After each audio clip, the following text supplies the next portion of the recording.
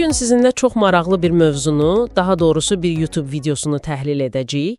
Matt Dunleavy'nin kanalından ticarət psixologiyasına 30 dəqiqədə necə mənimsəmək olar videosu. Salam. Əsas məsələ budur ki, niyə tradingdə psixologiya, deyək ki, strategiyadan daha önəmli olur və niyə görəsən bu qədər insan uğursuz olur? Gəlin buna bir aydınlıq gətirək. Bəli.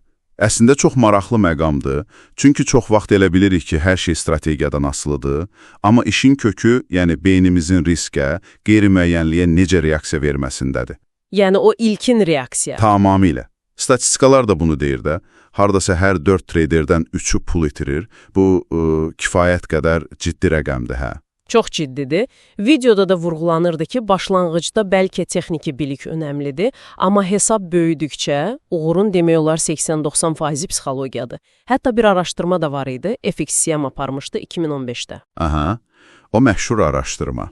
Bəli. Təsəvvür edin, traderlərin əməliyyatlarının 62%-i qazancla bitib. Yəni çoxu düz tapıb. Amma işin o biri tərəfi var da, o traderlərin orta zərəri, orta qazancından deməli hardasa 70% daha böyük olub. 70%? Wow! Bəli. Yəni, daha çox əməliyyatda haqlı olsam belə, 1-2 dənə böyük zərər bütün o kiçik qazancları, necə deyim, yuyub aparır. Bu da çox aydın göstərir ki, problem stratejiyada deyil, problem o psixoloji təzyiq altında verilən qərarlardadır. Bəs konkret olaraq hansı səhvlərdir bunlar? Yəni o psixoloji təzyiq özünü necə göstərir? Bax, ən klassik səhvlər var da. Məsələn, mövqe zərərdədir, sən tez stop-lossu sıfıra çəkirsən. Niyə? Çünki itirməkdən qorxursan, o ağrıdan qaçırsan. Heç olmasa zərərsiz çıxım düşüncəsi. Məhz. Ya da FOMO, fürsəti qaçırma qorxusu. Hamı girir, mən də girim. Baxmayaraq ki, sənin planına, şeyə heç uyğun deyil. Aşağı ehtimallı əməliyyatlar yəni. Tamamilə.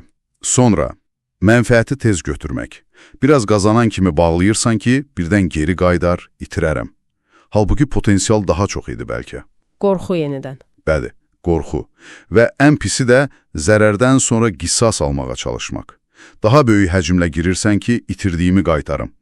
Bu isə lap deməli risklidir. Hamısının da kökündə nə dayanır? O pul itirmə ağrısından qaçmaq istəyi. Yaxşı, bəs niyə bu qədər güclüdür bu his? Niyə beynimiz pul itkisini bu qədər, necə deyim, faciəvi qəbul edir? Bax, burada işin təkamül tərəfi çox maraqlıdır. Beynimiz, bilirsiniz, 200 min il əvvəlki şərtlərə uyğunlaşıb. O vaxt nə idi? Ani nəticələr mühiti. Bir təhlükə var, dərhal reaksiya verməlisən. Ya döyüş, ya qaç. Həyatda qalmaq üçün vacibidir. Əlbəttə. Amma ticarət necədir? Gecikmiş nəticə mühitidir. Sən indi qərar verirsən, nəticəsi sonra bilinir. Amma beynimiz, o qədim beynimiz, bazardakı o rəqəmlərin dəyişməsini, qeyri-müəyyənliyi sanki fiziki bir təhlükə kimi qəbul edir. Deməli, mənim beynim üçün ekrandakı qırmızı rəqəm az qala, üstümə gələn bir pələng kimidir. Təxminən elə. Ciddiyəm. Stres anında o emosional mərkəz amigdala aktivləşir, döyüş ya qaç rejimini yandırır. Bu zaman nə olur? Məntiqi düşünən hissə, neokorteks, sanki kənarda qalır. Yəni, rasional düşünmə qabiliyyəti azalır. Azalır, bəli. Artıq analiz etmirsən. Sadəcə instinktiv olaraq o ağrıdan qaçmağa çalışırsan. Nəticə də adətən səhv qərarlar olur. Çox maraqlıdır. Yaxşı, bəs həll yolu? Əgər beynimiz bizə qarşı işləyirsə, biz nə edə bilərik? Necə idarə edək bunu? Videoda 2 əsas yanaşma təklif olunur. Birincisi, qısa müddətli həll. Mümkün qədər mexaniki bir ticarət planı qurmaq. Yəni, çox aydın, konkret qaydalar. Harada girəcəksən, harada çıxacaqsan, nə qədər risk edəcəksən, hər şey əvvəlcədən bəlli olmalıdır. Subyektivliyə az yer qalsın deyə. Düzdür. Bu, emosiyaların təsirini minimuma indirir. Hətta deyir ki, təcrübəli traderlar üçün belə 70-80% mexaniki yanaşma yaxşıdır. Biraz intuisiya üçün də yer qalır. Məntiqlidir. Bu qısa müddətli. Bəs uzun müddətli perspektivdə o köklü problemi necə həll etməli? Bax, uzun müddətdə həll daha dərindir. Bu, beynimizi şuurlu şəkildə yenidən proqramlaşdırmaqdır. Nevroplastiklik deyirlər buna. Yəni, beyin dəyişə bilir, yeni əlaqələr qura bilir. Necə yəni? Yəni, biz beynimizə öyrətməliyik ki, qeyri-müəyyənlik və hətta zərər bir təhlükə deyil. Bu sadəcə işin bir hissəsidir. Bir növ biznes xərci kimidir. Fokus nəticədə yox, çünki nəticəni tam kontrol edə bilmirik, prosesdə olmalıdır. Prosesdə, yəni qaydalara əməl etməkdə. Bəli, analizimizdə, risk idarə etməmizdə, plana sadiq qalmaqda. Kontrol edə bildiyimiz bunlardır. Videodakı o sörfçü bənzətməsi də lap yerindədir. Sən dalğanı idarə edə bilməzsən axı. Amma nə edə bilərsən? Onunla hərəkət etməyi öyrənə bilərsən. Aha, dalğanın üstündə qalmağı öyrənmək. Məhz. Məqsəd hər əməliyyatı qazanmaq olmamalıdır.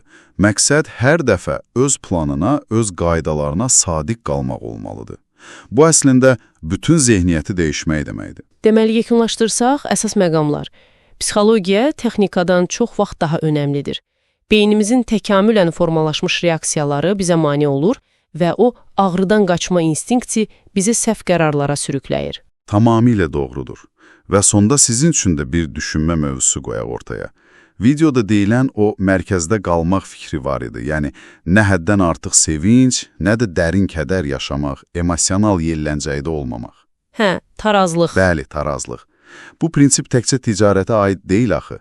Bunu gündəlik həyatınızda başqa stresli vəziyyətlərə, vacib qərarlara necə tətbiq edə bilərsiniz? Emosional reaksiyalarınızın, deyək ki, maliyyə vəziyyətinizdən kənarda, həyatınıza təsirini necə daha yaxşı idarə edə bilərdiniz?